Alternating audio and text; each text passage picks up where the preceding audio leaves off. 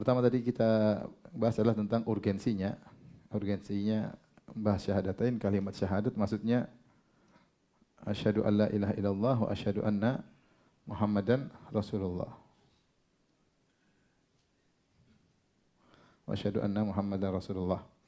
Di antara urgensinya bahwasanya cara untuk masuk Islam itu dengan mengucapkan dua kalimat ini.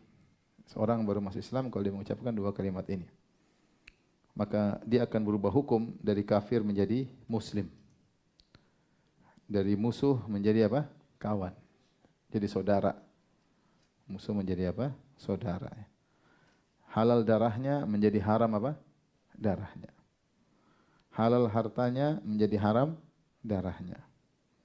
Kekal di neraka, kalau muslim ujungnya pasti masuk apa? Surga ya. Dan ini sebaliknya, kalau ternyata syahadatain batal maka hukumnya berbalik. Hukumnya berbalik. Kalau syahadatain batal maka muslim jadi kafir, kawan jadi musuh, haram darah jadi halal darah, haram harta jadi halal harta.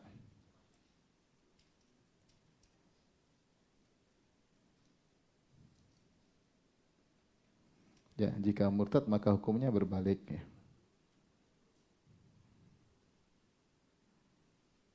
Maka berbalik.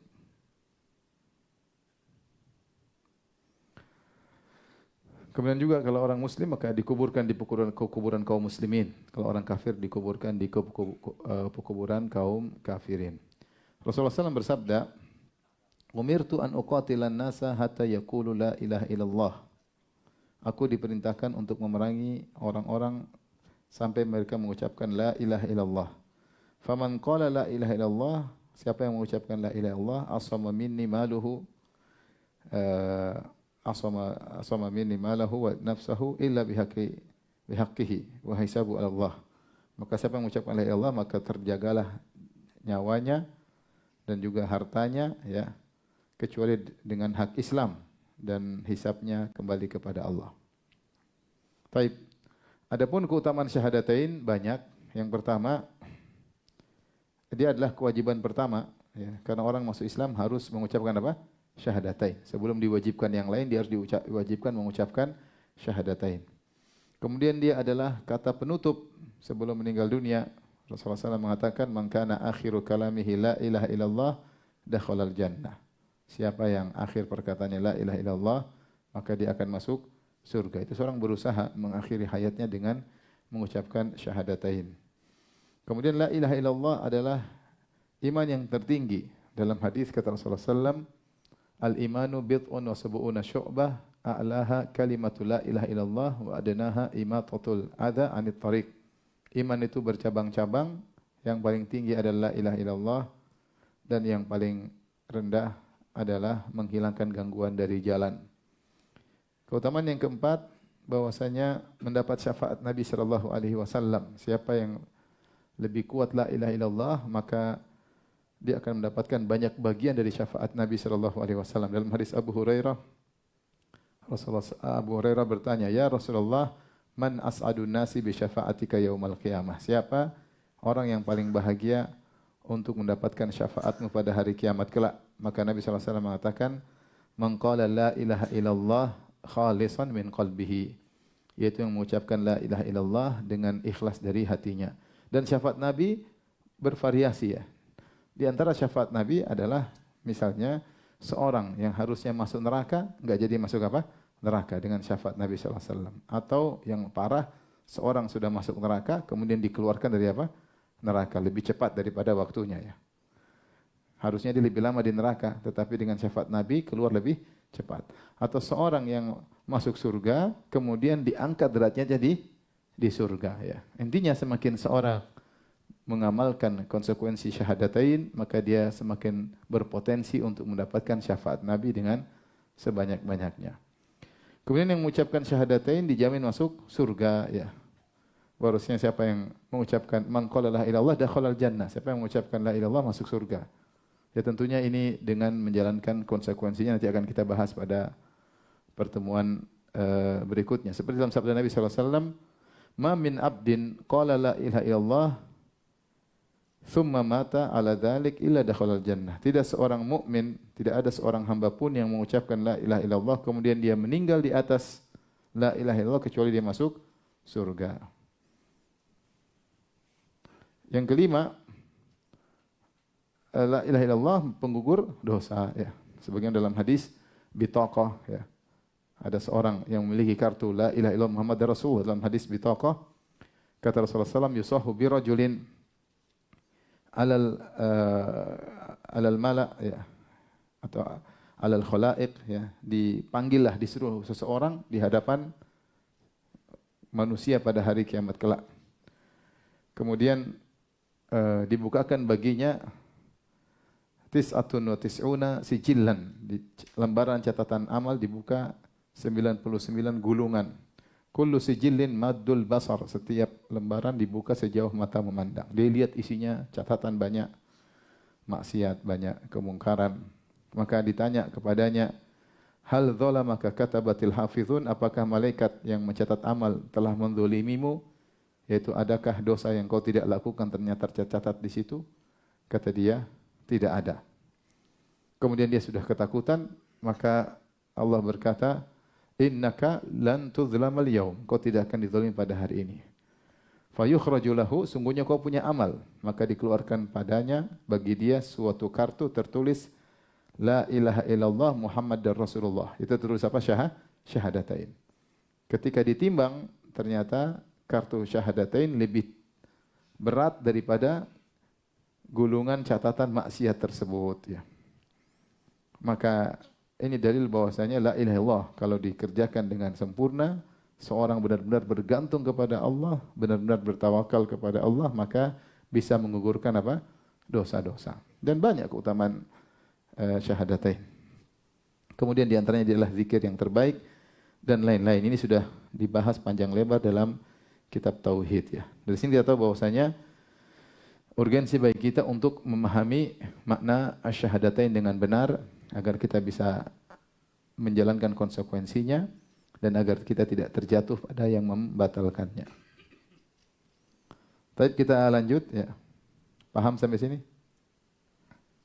Paham ya? Nanti lihat ujian bulan depan. 2 minggu lagi. Baik, lanjutkan. Sekarang kita bahas ini kita belum bahas tentang maknanya belum, konsekuensinya, syaratnya nanti.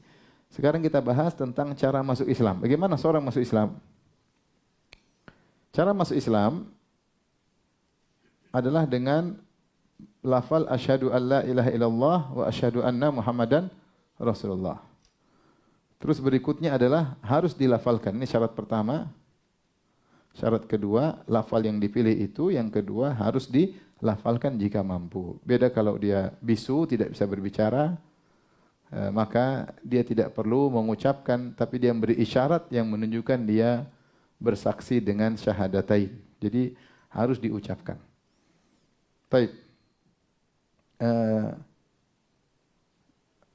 Jadi apakah cukup la ilaha illallah saja? Ya. Apakah cukup hanya satu syahadah saja itu la ilaha illallah?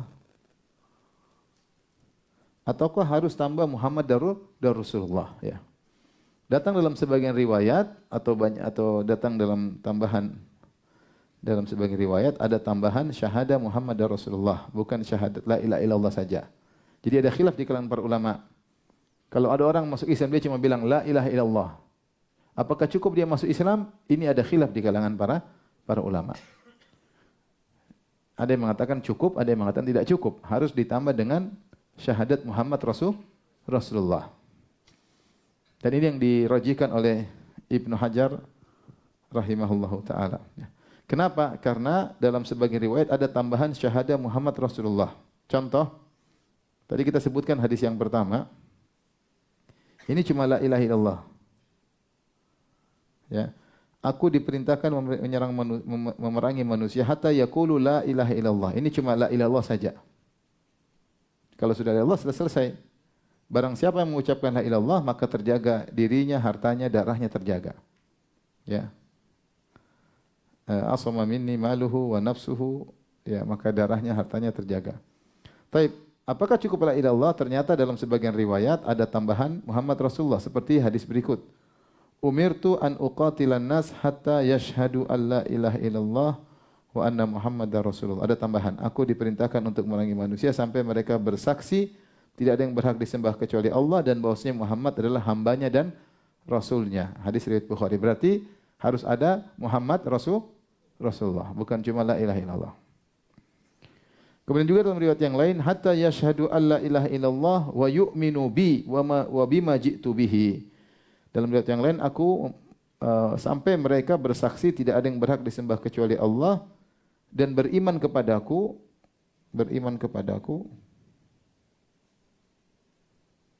dan beriman dengan apa yang aku bawa. Dengan apa yang aku bawa. Yang aku ajarkan. Ya, ini makna keduanya maksudnya Muhammad dan Rasulullah. Sehingga Ibnu Hajar mengatakan bahwasanya harus kalau masuk Islam harus mengucapkan syahadatain, bukan cuma syahadah saja tapi harus apa? Syahadatain. Dalil berikutnya, jadi harus syahadatain bukan syahadat la ilaha illallah saja. Ada hadis-hadis yang semakna, yang menunjukkan syahadatain seperti hadis Ibnu Abbas, ya. Saya bacakan, lamma ba'atsan nabiyyu Mu'adzan, tatkala Nabi mengutus Mu'adz ila nahwi ahli Yaman. Nabi mengutus Mu'adz ke negeri Yaman untuk berdakwah. Qala lahu, maka Nabi berkata kepada Mu'adz, innaka taqdumu ala qaumin min ahlil kitab. Wahai Mu'adz, sungguhnya kau akan mendatangi suatu kaum dari ahlul kitab. Falyakun awwala ma tad'uhum ila ibadatillah, maka jadikanlah dakwahmu pertama kali adalah untuk beribadah kepada Allah semata. Dalam sebagian riwayat, ud'uhum ila syahadati alla ilaha illallah wa anni rasulullah.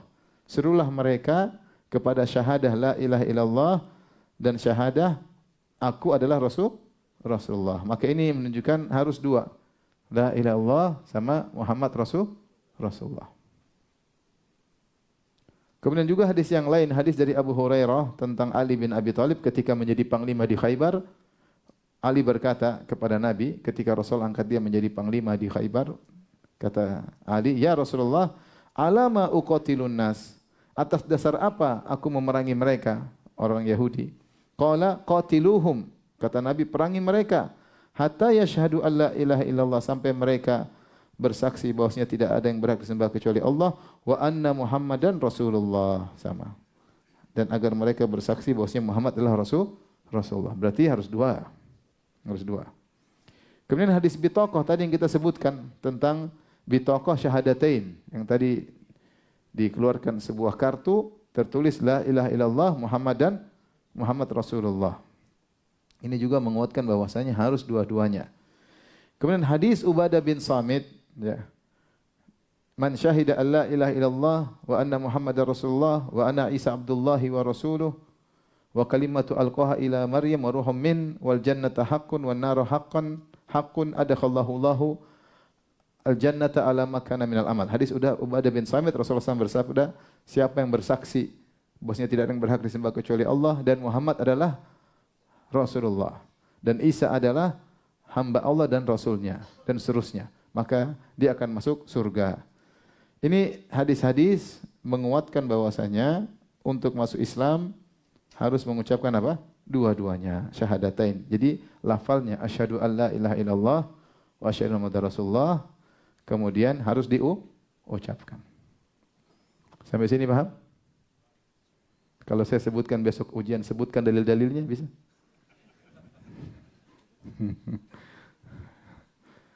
Baik. Paham sampai sini? Baik. Terus bagaimana dengan hadis yang cuma satu lafal la ilaha illallah? Kata mereka, itu isyarat. Hanya disebutkan sebagian, tetapi maksudnya dua-duanya. Karena la ilaha illallah Muhammad Rasulullah satu kesatuan. Satu apa? Kesatuan. Kita lanjut berikutnya. Hukum-hukum terkait dengan syahadatain. Apa hukum-hukum terkait syahadatain? Ada beberapa hukum. Yang pertama, ikhwan, dan akhwat, jika orang mengucapkan la ilaha illallah, maka tidak boleh dibunuh. Akan tapi tidak otomatis Islam. Ini tadi masalah khilaf. Apakah cukup mengucapkan la ilaha illallah sudah masuk Islam ataukah harus syahadatain? Menurut mayoritas ulama harus dengan apa? Syahadatain. Tetapi dalil menunjukkan siapa yang mengucapkan la ilaha illallah tidak boleh dibunuh. Seperti hadis Usama bin Zaid. Ketika Usama bin Zaid bertempur, ada seorang musyrik yang dia hebat dalam pertempuran. Dia bunuh banyak orang Islam, banyak sahabat. Tiba-tiba dia dikejar oleh Usama bin Zaid dengan seorang Ansari. Usama bin Zaid dari kaum Muhajirin. Kemudian sama orang Ansari ngejar orang kafir tadi. Ketika dia sudah terdesak, kemudian mau dibunuh, tiba-tiba orang kafir tadi mengucapkan la ilaha illallah. Maka akhirnya Usama bin Zaid, ini dia cuma mau menyelamatkan diri, bilang la ilaha illallah.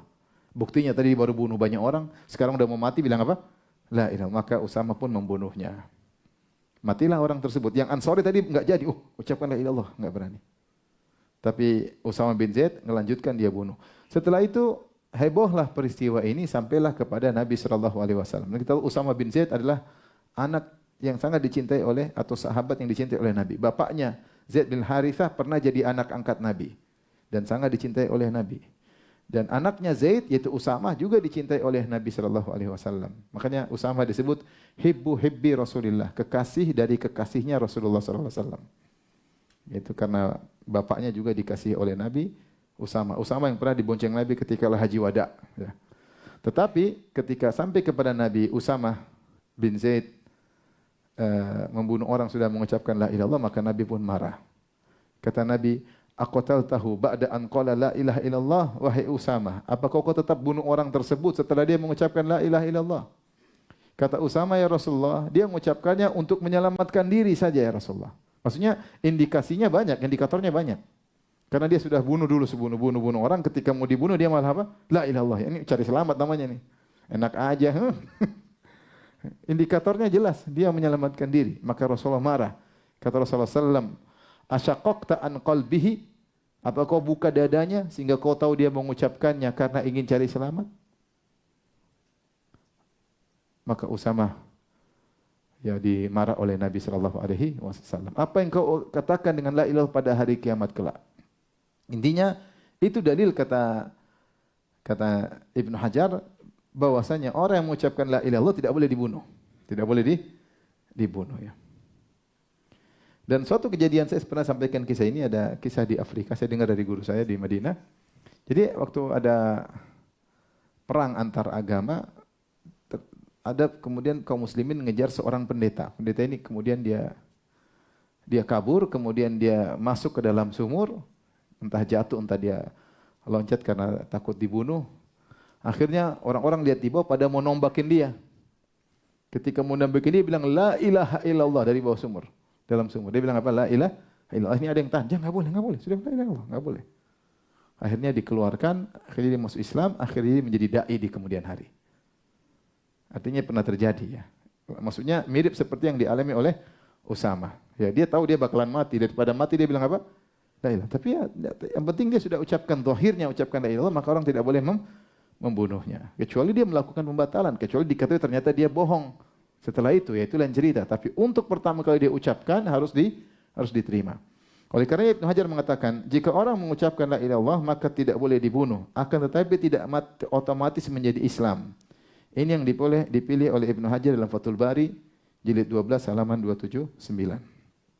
Tentu ada pendapat lain, nanti kita sebutkan pendapat Al-Baghawi. Ini saya sebutkan aja. Adapun Al-Baghawi ada perincian. Mungkin saya rubah nomornya.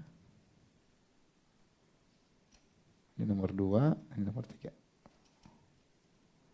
Baik. Al-Baghawi dia menjelaskan terkait model-model orang yang hendak masuk Islam. Dinukil oleh Ibnu Hajar dalam Fathul Bari juga. Tergantung yang mau masuk Islam modelnya apa, maka yang disuruh untuk mengucapkan lafal berbeda-beda. Kata beliau yang pertama, perhatikan. Jika yang mau masuk Islam tadi, orang kafir, penyembah berhala, wathaniyan, atau meyakini dua Tuhan, sanawiyan, meyakini Tuhan gelap, Tuhan terang, atau wathani, menyembah berhala, ya. Yaitu mengingkari wahdaniyatullah, mengingkari keesaan Allah. Maka bagaimana cara dia masuk Islam? Menurut Al-Baghawi cukup mengucapkan la ilaha illallah. Kalau dia bilang la ilaha illallah, maka dia sudah masuk orang Islam karena kesalahan yang dia lakukan adalah dia syirik kepada apa? Allah. Dia menduakan Tuhan. Menduakan Tuhan. Maka seperti dia adalah penyembah berhala, misalnya orang Hindu atau orang Buddha kalau masuk Islam, seandainya mengucapkan la ilaha illallah saja, maka sudah cukup dihukumi Islam menurut Al-Baghawi. Ini masalah khilaf tadi.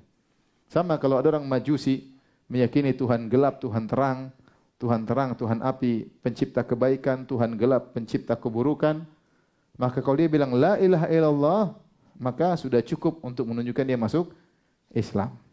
Kalau Ibnu Hajar tidak, harus tambah Muhammad dan apa?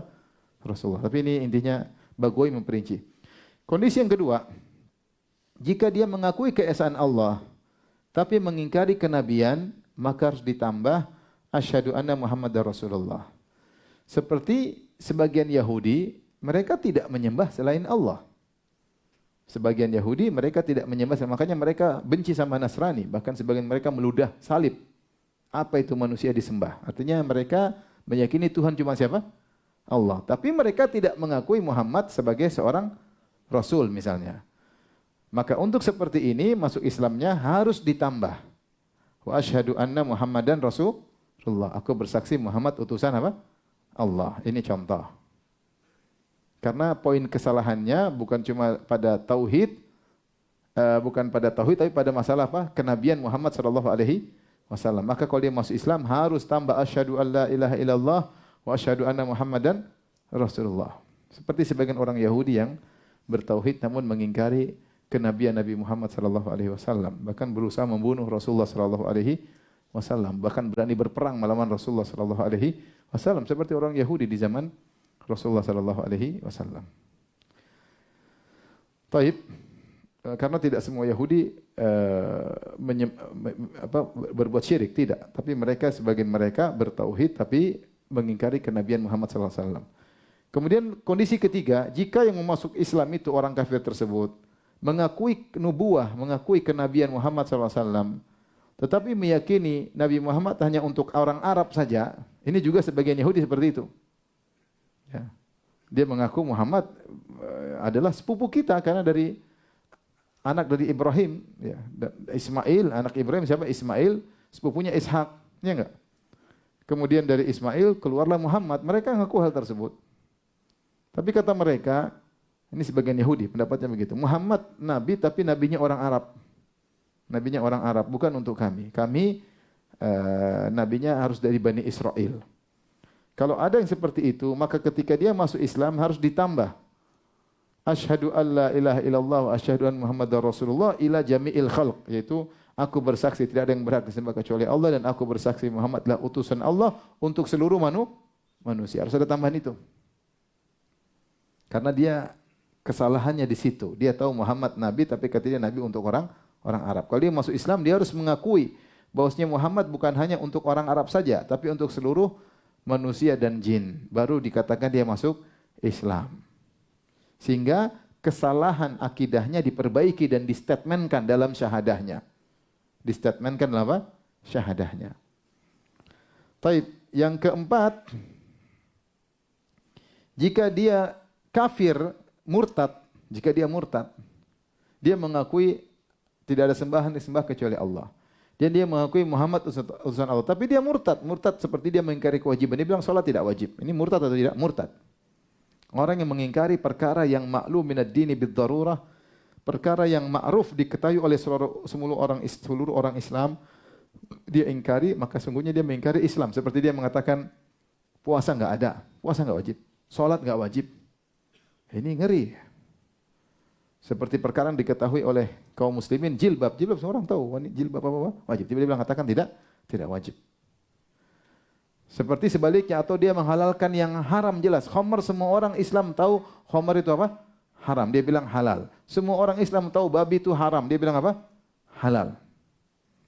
Seperti ini dia murtad karena mengingkari hukum fikih yang sudah maklum. Beda kalau hukumnya masih diperselisihkan, masih tidak jelas, ini lain cerita. Tapi dia mengingkari hukum Islam yang benar-benar sudah diketahui oleh seluruh khalayak. Seperti haramnya khamar, wajibnya salat, ya. haramnya babi, haramnya zina. Ini semua orang tahu. Haramnya riba, terus dia nekat bilang, enggak, ini semua halal. Zina halal. Seperti kemarin yang bahas tentang zina halal, dia mengatakan lelaki boleh berzina boleh berhubungan intim dengan seorang wanita tanpa akad nikah selama wanita tersebut tidak punya suami. Yang penting suka sama suka, maka hukumnya halal. Dikiaskan dengan menggauli budak, kata dia ya. Ini kalau begini berarti sama seluruh lonte boleh, karena lonte tidak punya apa? Suami. Ngeri ini. Ini namanya menghalalkan zina dengan berbagai macam dalih. Ini semua orang tahu. Kalau berhubungan dengan wanita tidak pakai akad nikah namanya apa? Zina. Semua orang Islam tahu atau tidak? Tahu. Kemudian dia bikin filsafat aneh-aneh. Kemudian dia bilang berhubungan dengan wanita selama dengan syarat wanita tersebut tidak punya apa? Suami, suka sama suka tanpa akad, ya, maka sah. Maka tidak mengapa, ini tentu penghalalan zina. Maka ketika dia masuk Islam, dia harus mengakui hal tersebut. Misalnya dia adalah orang yang pernah menghalalkan zina, maka dia masuk Islam, dia bilang asyhadu alla ilaha illallah wa anna muhammadar rasulullah, dan bahwasanya zina itu haram. Harus ada tambahan itu. Sebagai membuktikan dia merevisi kembali akidahnya yang keliru. Kalau dia pernah menghalalkan riba sehingga dihukum murtad, maka dia bilang aku bersaksi tidak ada sembahan yang berhak disembah kecuali Allah dan Muhammad adalah utusan Allah dan riba adalah apa? Haram. Ya. Riba adalah haram, seperti itu ya. Atau misalnya dia bilang salat tidak wajib, ya. Enggak usah salat, yang penting iling. Nongkrong, Allah, Allah, sudah salat. Salat kan artinya ingat. Ya udah, enggak harus gerakan-gerakan yang kalian lakukan. Ini murtad orang seperti ini. Karena semua orang Islam tahu salat itu hukumnya apa? Wajib. Atau dia bilang salat enggak wajib. Maka kalau dia masuk Islam lagi, dia harus bilang aku la ilaha illallah Muhammadar Rasulullah dan bahwasanya salat 5 waktu hukumnya wajib dengan cara yang dilakukan gerakan-gerakan yang sudah ditentukan. Bukan salat 5 waktu hanya nongkrong ya. Dulu saya punya kenalan, dia nggak pernah sholat. Dia ngaku Islam, tapi nggak pernah sholat.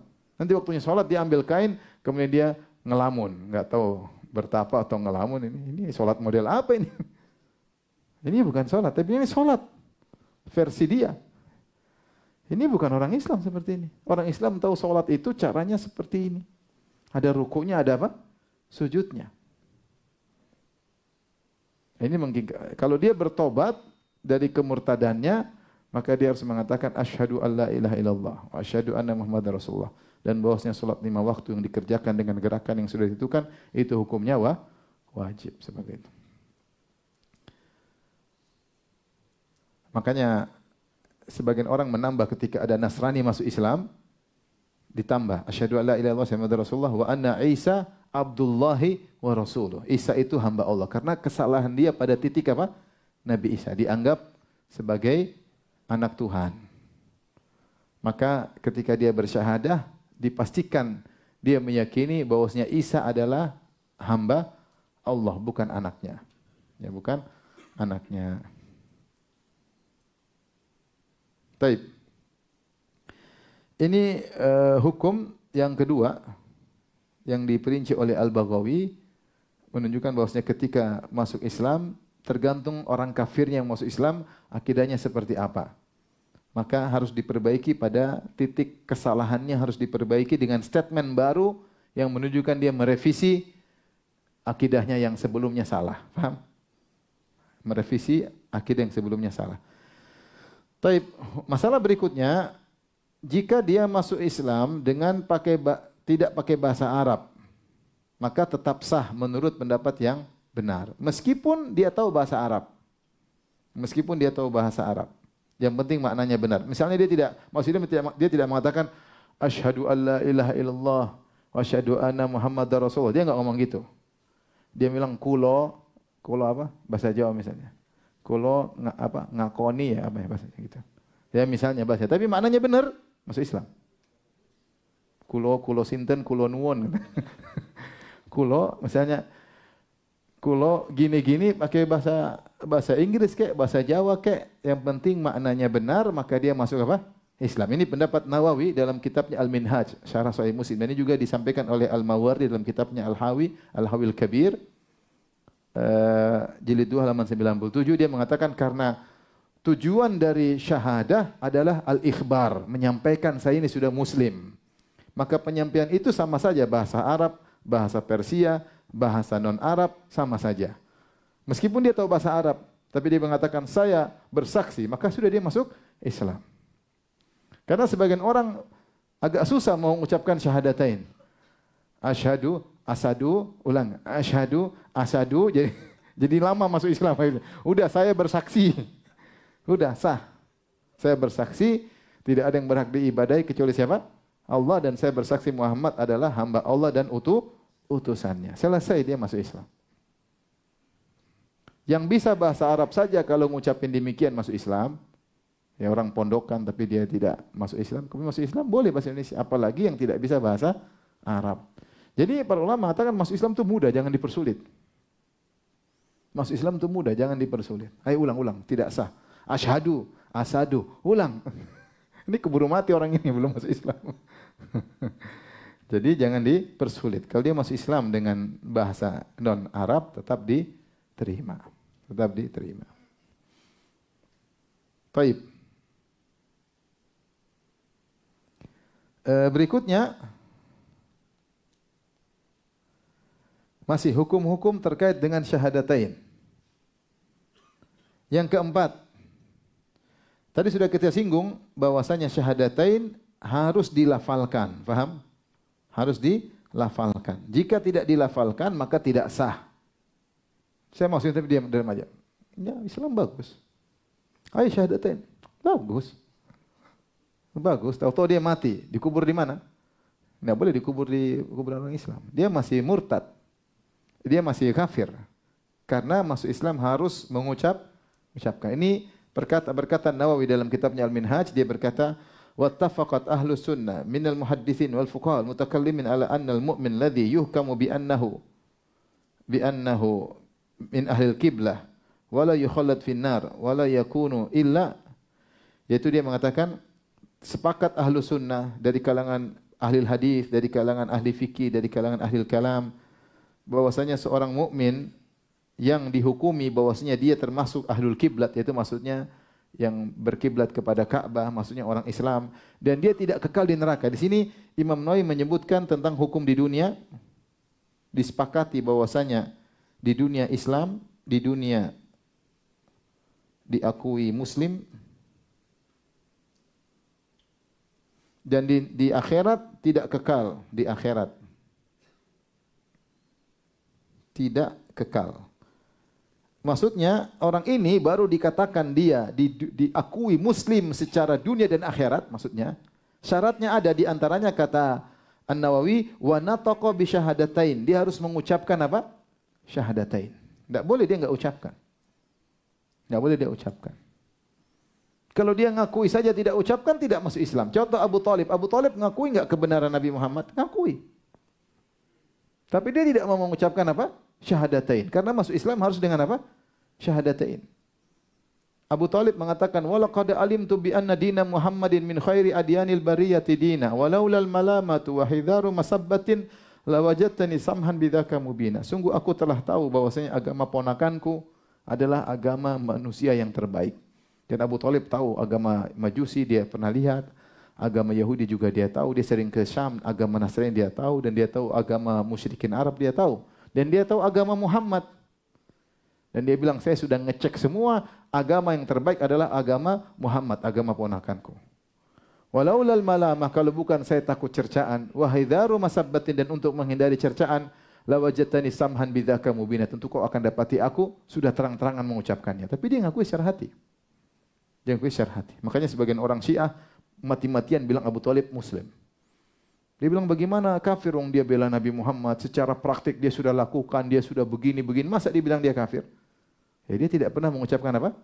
Syahadatain. Maka Rasulullah dilarang untuk mohon ampunan buat dia. Ketika Abu Talib mati, maka Rasulullah mengatakan, la astaghfirullaha laka ma lam unha anka. Aku akan mohon ampunan buat engkau wahai pamanku selama aku tidak dilarang. Maka Allah turunkan ayat dalam surat At-Taubah, ma kana lin nabi walladzina amanu ay yastaghfirul musyrikin. Tidak pantas bagi nabi dan orang beriman untuk mohon ampunan bagi orang musyrikin. Padahal Abu Thalib mengakui enggak Muhammad itu benar? Mengakui. Tapi dia tidak pernah mengucapkan. Tidak pernah mengucapkan, tidak dihukumi muslim. Di dunia tidak muslim, di akhirat juga tidak muslim. Ini adalah pendapat Ahlus Sunnah dan ini pendapat yang benar. Berbeda dengan pendapat Asy'ariyah di sini, Asy'ariyah. Ya. Murji'ah. Asy'ariyah itu Murji'ah. Ini kembali kepada definisi iman. Jadi begini, definisi iman ini sekedar mikir dikit, ikhwan ya. Ya. Mudah-mudahan tidak keluar di ujian. Jadi definisi iman itu ada perbedaan antara Ahlus Sunnah, antara Murji'atul Fuqaha dengan Murji'atul Jahmiyah. Kalau Ahlus Sunnah mengatakan iman itu rukunnya terdiri atas hati, lisan dan amal anggota badan. Dalam hati dia beriman, dengan lisan dia mengucapkan syahadatain, dan anggota badan dia praktekkan amal, ada amal yang dia lakukan, entah sholat, entah apa. Sehingga dikatakan dia beriman jika terkumpul tiga-tiganya. Tapi kalau dia hanya yakin dalam hati, tidak mau ngomong, bukan mukmin. Atau dia yakin dalam hati, dia sudah ngomong syahadatain tapi tidak mau beramal sama sekali. Sama, dia juga bukan orang Islam. Jadi ada hati, ada lisan, ada anggota badan. Berbeda dengan kelompok kedua, Murji'atul Fuqaha, ini adalah mazhab Imam Abu Hanifah dan pengikutnya. Mereka meyakini bahwasanya namanya iman itu cuma yang di hati dan di lisan. Tetapi menurut mereka syahadatain harus diucapkan. Sehingga menurut mazhab Imam Abu Hanifah, kalau ada orang meyakini Islam tidak mengucapkan, Islamnya sah atau tidak? Tidak. Karena di antara syarat rukun iman harus mengucapkan. Harus mengucapkan. Berbeda dengan Asy'ariyah, yang ini merupakan pendapat Murji'ah atau Jahmiyah. Kata mereka iman cuma di hati. Iman cuma di hati. Sehingga ucapan lisan bukan rukun iman. Bukan rukun iman. Maksudnya bagaimana? Kata mereka begini, kalau ada orang yakin Islam itu benar, dan dalam hatinya sudah mengakui syahadatain, tapi dia tidak ungkapkan, maka di dunia dia tidak dihukumi sebagai muslim, tapi di akhirat dia muslim. Karena iman itu tempatnya cuma di mana? Di hati. Dan ini pendapat batil tentunya. Ini pembahasan panjang. Cuma saya ingin menyampaikan ini pendapat yang salah. Sehingga mereka mengatakan, perhatikan sini, jika yakin namun tidak mengucapkan, maka di akhirat tetap dihukumi mukmin. Di akhirat tetap dihukumi apa? Mukmin. Tapi di dunia dihukumi hukum kafir karena dia tidak mau mengucapkan syahadatain. Tetapi di akhirat dihukumi mukmin karena dia membenarkan. Karena iman itu tasdik, tempatnya cuma di hati. Jadi menurut mereka mengucapkan syahadat adalah syarat untuk disikapi di dunia dengan hukum-hukum Islam. Syarat agar disikapi dengan hukum apa Islam. Kalau kau tidak syahadatain, dari mana saya tahu kau Islam? Meskipun kau beriman. Jadi menurut mereka ada orang yang meyakini Rasulullah adalah seorang Rasul, Allah adalah yang berhak disembah, maka dia seorang mukmin di sisi Allah. Namun karena dia tidak mengucapkan syahadatain, dia kafir di sisi manusia. Yang benar tidak sah imannya. Tidak di dunia maupun di akhirat. Karena apa yang menghalangi dia mengucapkan? Apa yang menghalangi dia untuk mengucapkan la ilaha illallah Muhammadar Rasulullah. Dan iman itu bukan terbatas di hati. Kalau cuma di hati saja, iblis juga meyakini Allah Subhanahu wa taala. Iblis saja waktu bersumpah dia mengatakan, fa bi'izzatika la aghwiyannahum ajma'in. Demi keperkasaan Engkau ya Allah, aku akan sesatkan mereka semua. Kira-kira iblis yakin Allah itu Tuhan atau bukan? Makanya dia bilang, kenapa saya harus sembah Adam? Khalaqtani min nar wa khalaqtahu min tin. Kenapa saya harus menyembah Adam? Ana khairun minhu. Ya Allah, aku lebih baik daripada Adam. Kau ciptakan Adam dengan tanah, kau ciptakan aku dari api, aku lebih hebat. Dia ngaku dia ciptaan Allah. Ya. Ketika dia dikeluarkan dari neraka, dia minta izin untuk ditangguhkan kematiannya. Dia berkata, Rabbi fa'anzirni ila yaumi yub'atsun. Ya Tuhanku, dia berdoa. Ya Tuhanku, tangguhkanlah kematianku sampai hari kiamat. Berarti iblis beriman Allah Tuhan atau bukan? Beriman, tapi dia tidak tunduk dengan lisan, dia tidak tunduk. Tidak tunduk dengan ketika dia perintah Allah, maka dia menjadi apakah? Kafir. Jadi iman itu, maksud saya, bukan cuma di lisan, harus ada ungkapan. Abu Thalib tadi beriman secara batin. Tapi ketika dia tidak mengucapkan la ilaha illallah Muhammad Rasulullah, maka dia kafir di dunia dan kafir di mana, di akhirat. Heraklius beriman enggak? Secara hati beriman. Dia yakin Muhammad utusan Allah, dia yakin beriman. Tetapi dia tidak mau mengucapkan apa? Syahadatain. Makanya Rasulullah berkata dalam surat dalam Sahih Bukhari, kata Rasulullah, min Muhammadin Rasulullah sallallahu alaihi wasallam ila Herakl azimir Rum. Salamun ala man ittaba'al huda. Dari Muhammad utusan Allah kepada Heraklius pembesar Romawi, raja Romawi, kaisar Romawi. Keselamatan bagi orang yang mengikuti petunjuk. Kalau kau ikut petunjuk kau kena salam saya, tapi kalau enggak ikut kau enggak kena salam saya. Salam adalah doa. Salamun ala man ittaba'al huda. Keselamatan bagi orang yang mengikuti petunjuk. Aslim taslam, masuklah Islam engkau wahai Heraklius. Ya, kau akan selamat. Yu'tikallahu ajraka marratain. Allah akan beri kau pahala 2 kali. Pahala selama kau Nasrani dan pahala kau masuk Islam. Wa in tawallait, kalau kau berpaling tidak mau masuk Islam, fa inna 'alaika itsmal arisiyin, maka kau akan menanggung dosa rakyatmu. Taib Heraklius mau beriman tadinya. Wah, ini benar ini. Sampai dia kirim ke sebagian diskusi sama teman-teman pendetanya. Dan mereka bilang, iya itu Nabi yang kita tunggu-tunggu. Tapi dia takut. Akhirnya dia kumpulkan rakyatnya, dalam Sahih Bukhari disebutkan. Dia kumpulkan rakyatnya, dia tutup gerbangnya, dia berkata, wahai rakyatku, maukah kalian menuju kejayaan? Maukah kalian menuju keselamatan? Bagaimana caranya? Ikuti Nabi ini, Nabi terakhir. Oh, mereka ngamuk. Enggak, mereka mau kabur. Kemudian dia bilang, tenang, tenang rakyatku. Saya tadi hanya menguji iman kalian. Kalian kokoh atau tidak? Ternyata dia takut ketika rakyatnya mau kabur dari dia. Dia tidak kuat kalau singgasananya lengser. Akhirnya dia memilih untuk tidak masuk apa? Islam. Tapi hatinya membenarkan Nabi enggak? Membenarkan. Apakah dikatakan dia beriman di akhirat, kemudian kafir hanya di dunia? Enggak, yang benar dia kafir di dunia dan kafir di mana? Di akhirat. Bahkan Rasulullah ancam. Ya. Yu'tikallahu ya apa namanya? Fa inna ma 'alaika itsmul arisin. Kau akan menanggung dosa rakyatmu. Ngeri. Sehingga Heraklius yang benar dia kafir. Tidak perlu khilaf, dia tidak pernah mengatakan la ilaha illallah. Jadi Asy'ariyah ketika membahas tentang dalam kitab Tuhfatul Murid, ya ini dalam kitab Tuhfatul Murid, antum bisa baca bahwasanya mereka karena pemahaman mereka adalah pemahaman irja, bahwasanya iman hanya di hati saja. Ya. Dan ini subhanallah menyelisih Imam Syafi'i. Bahkan Ar-Razi membantah Imam Syafi'i. Saya ada nukilan dalam kitab Syarh Aqidah Wasithiyah. Nanti ini pembahasan panjang. Intinya Ar-Razi mengatakan, Al-Imam Syafi'i mengatakan iman itu harus hati, lisan dan perbuatan. Namun dia bantah, yang benar tidak demikian. Dia bantah Imam Syafi'i. Makanya kalau ada orang mengatakan Asy'ariyah akidahnya seperti akidah Imam Syafi'i, enggak benar. Razi bantah Syafi'i dan ada nukilannya. Dia tahu Imam Syafi'i tidak seperti dia. Tapi dia bantah siapa? Imam Syafi'i. Berarti dia tidak setuju dengan akidahnya Imam Syafi'i. Baik. Kemudian ada pengecualian. Boleh tidak dengan jelas mengucapkan. Saya nanya. Ini sudah ya? Sudah? Sudah difoto? Siap ujian nanti? Insyaallah. Baik. Hukum terkait dengan syahadat yang nomor 5. Boleh tidak mengucapkan tapi tetap dianggap sah jika. Ini ada kecualian, ini pengecualian.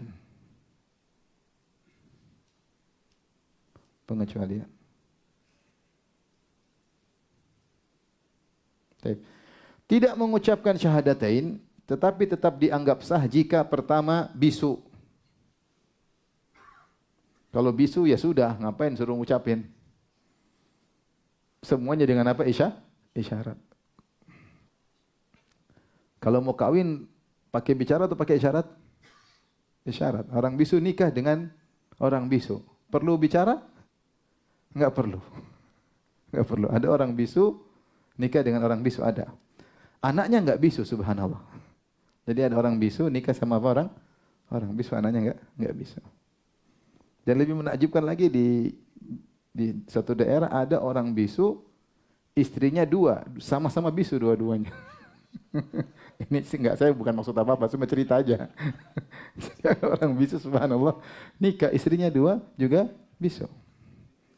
Ya, jadi bisu ya sudah enggak perlu bicara asyhadu alla saling pengertian. Yang penting dia ngerti dengan isyarat. Kenapa? Karena dia tidak bisa ngomong, maka cukup dengan apa?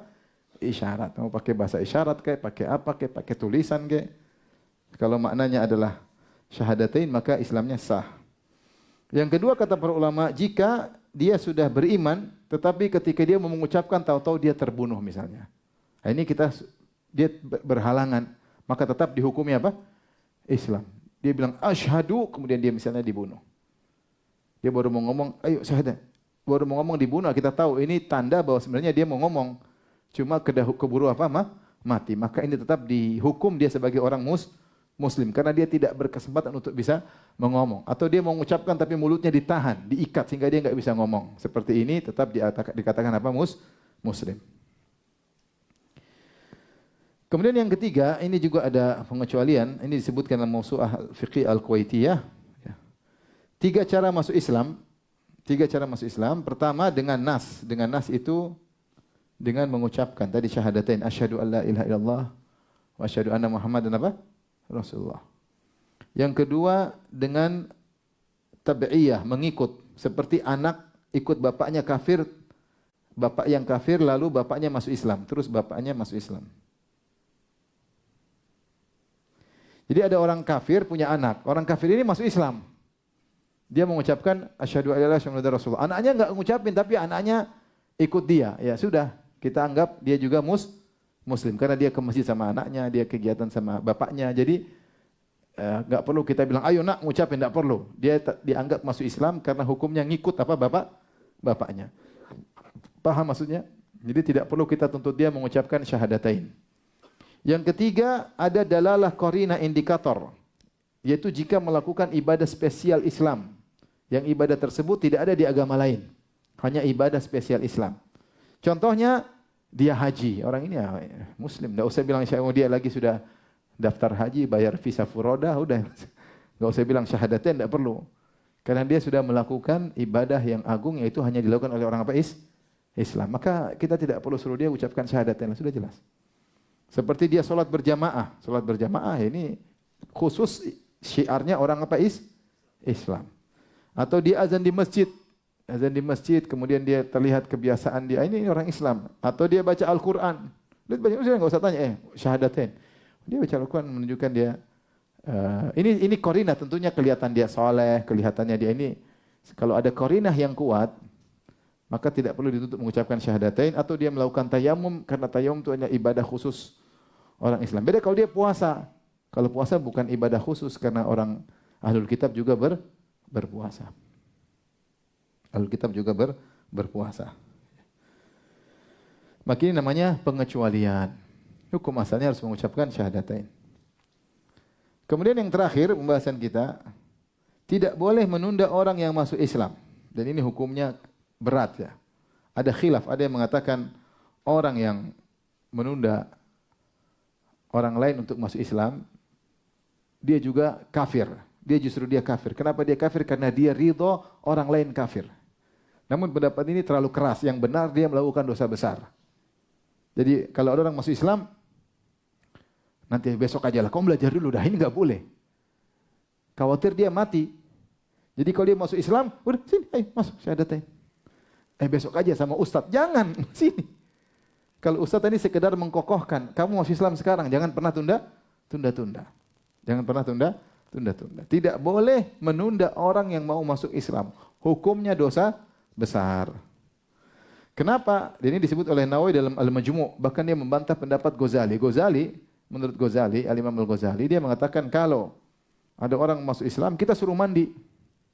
Baru masuk Islam. Dibantah Nawawi, tidak boleh. Suruh masuk Islam dulu, mandi urusan kedua. Yang pertama harus langsung kita terima. Karena kalau kita bilang dia nanti aja, seakan-akan kita meridhoi dia dalam kondisi kafir. Ketika dia mau beriman, kita langsung terima. Jangan kita tunda-tunda. Saya bacakan. An-Nawawi berkata, "Idza aradal kafirul Islam falyubadir bihi." Kalau ada orang kafir mau masuk Islam, maka hendaknya segera. wala yuakhiruhu lil iktisal, dan jangan suruh dia, jangan tunda Islam, suruh dia mandi, jangan. Bal tajibul mubadaratu bil Islam, tapi harus segera terima Islamnya.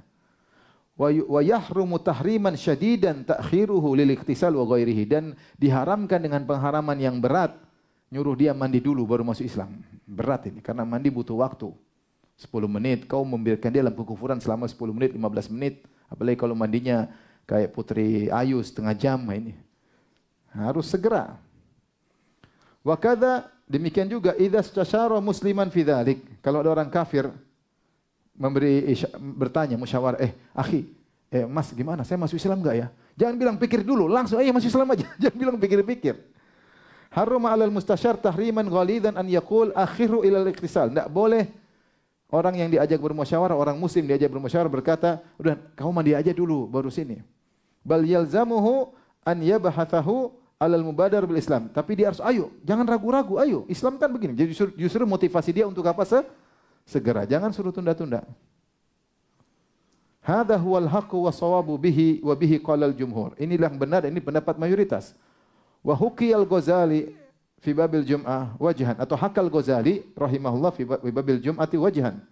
Imam Ghazali menyebutkan suatu pendapat dalam babul jum'ah wajhan, annahu yuqaddamul ghuslu 'alal Islam liyuslima muktasilan, bahwasanya didahulukan, ada pendapat kata Imam Al-Ghazali bahwasanya mandi dulu supaya dia masuk Islam dalam kondisi sudah mandi. Qala wa huwa ba'idun, ya. Mohon maaf ya, Ghazali juga bantah, mohon maaf ya. Saya enggak tahu ini Ghazali yang bantah atau Nawawi. Qala wa huwa ba'idun, dan ini adalah pendapat yang jauh. Wa hadzal wajhu ghalatun zahirun la syakka fi butlanihi. Dan ini adalah kesalahan yang jelas, yang benar-benar salah dan tidak diragukan akan kebatilannya. Wa khata'un fahish, dan ini merupakan kesalahan yang besar. Bal huwa minal fawahishil munkarat, dan ini merupakan kemungkaran yang buruk. Wa kaifa yajuzul baqa'u ala a'zamil ma'asi, dan bagaimana kita boleh membiarkan kemaksiatan, seorang tetap berada di atas kemaksiatan paling besar, yaitu kekufuran. Wa afhashil kaba'ir, dan dosa besar yang paling besar. Wa ra'sil mubiqat, dan juga adalah puncak dari kebinasaan yang membinasakan. Wa akbahil muhlikat, yang membinasakan yang paling parah. Li tahsili ghuslin la yuhsabu ibadatan li adami ahliyati fa'ilihi. Gara-gara suruh tunda untuk apa? Untuk mandi aja. Padahal dia belum boleh juga untuk beribadah. Dia hanya dinilai ibadah kalau sudah masuk apa? Islam. Ini suruh mandi ngapain dong? Dia mandi juga belum dapat pahala. Kalau dia masuk Islam dulu, baru dia mandi, baru dapat pahala.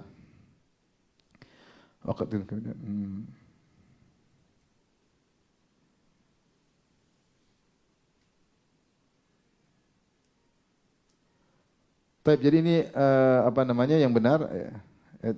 Saya salah tadi. Justru Ghazali juga membantah pendapat tersebut. Allah alam ya. Nanti kita cek lagi. Intinya, jadi kalau ada orang masuk Islam tidak boleh apa? Ditunda. Kalau ada orang masuk Islam tidak boleh ditunda. Karena siapa yang menunda, maka seakan-akan menunda, membiarkan kekufuran. Jadi kalau ada orang masuk Islam jangan bilang sudah besok ketemu Ustaz. Jangan, langsung masuk Islam sama saya aja. Karena masuk Islam tidak harus di depan apa? Ustaz. Saya pernah juga ada waktu kajian, tahu-tahu ada perempuan bule mau masuk Islam. Ustaz, ini ada enggak pakai jilbab, bagaimana? Saya mau bilang nanti juga, saya takut dosa. Ya udah silakan, kata. Asyhadu alla ilaha illallah, saya masuk Islam, udah bawa pergi. Diajarin ya. Jangan tunggu sudah pakai jilbab nanti belakang. Aduh repot lagi, keburu kalau dia mati gimana? Jadi kalau ada orang masuk Islam jangan ditunda-tunda. Tapi demikian saja yang bisa sampaikan terkait dengan syahadatain. Insyaallah kita lanjutkan lagi tentang makna syahadatain dan juga syarat-syaratnya di pertemuan berikutnya. Wallahu taala alam bisawab. Silakan kalau yang bertanya terkait apa yang kita bahas.